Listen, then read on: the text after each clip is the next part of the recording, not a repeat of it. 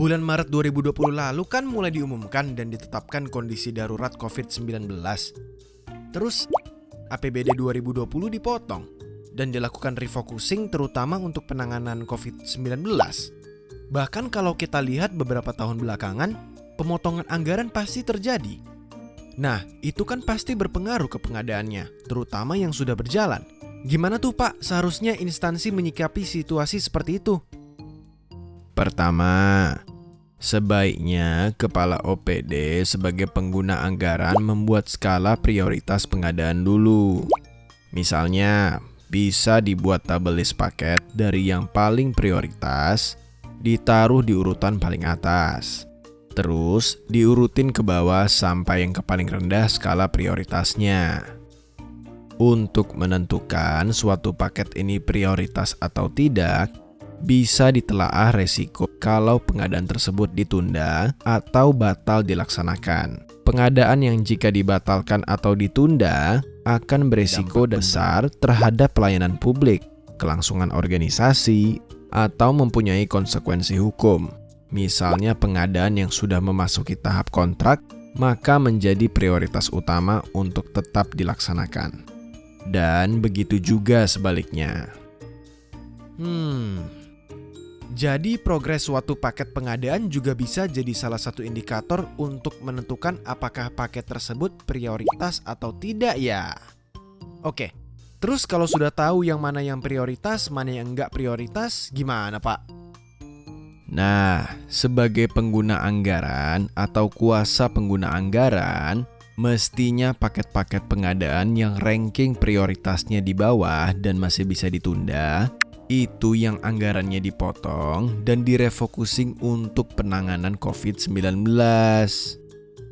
Tapi Pak, kadang masih ada instansi yang pemotongannya model pukul rata sekian persen. Nah, itu gimana Pak?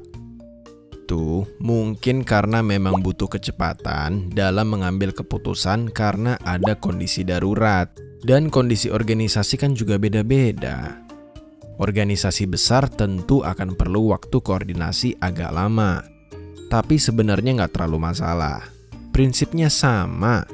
Cuma kadang kalau sisa anggaran tidak mencukupi untuk membiayai semua paket-paket prioritas dan tidak dapat ditunda, maka perlu sedikit penyesuaian dalam proses pengadaannya maupun pembayarannya.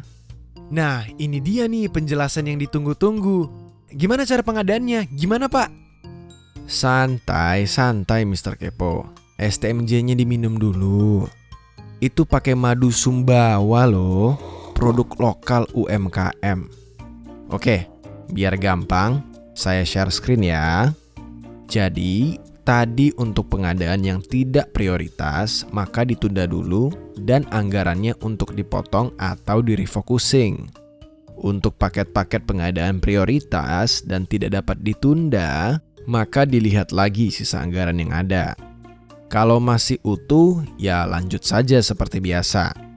Kalau sisa pemotongan hanya bisa untuk membayar sebagian pekerjaan, maka dilakukan upaya penyesuaian ruang lingkup menjadi lebih kecil jika dimungkinkan.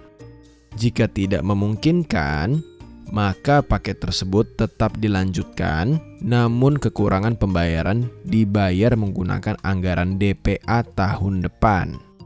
Tapi, kalau anggaran sama sekali sudah tidak ada, maka pekerjaan tetap dilaksanakan dan seluruh pembayaran dibayar menggunakan anggaran DPA tahun depan.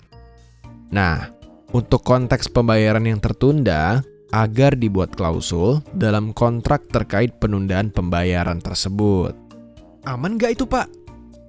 Kan ada penjelasan resmi dari Kementerian Dalam Negeri dan LKPP yang dituangkan dalam surat edaran Menteri Dalam Negeri dan Kepala LKPP. Oke, siap. Wah, terima kasih penjelasannya Pak. Saya izin share ya Pak.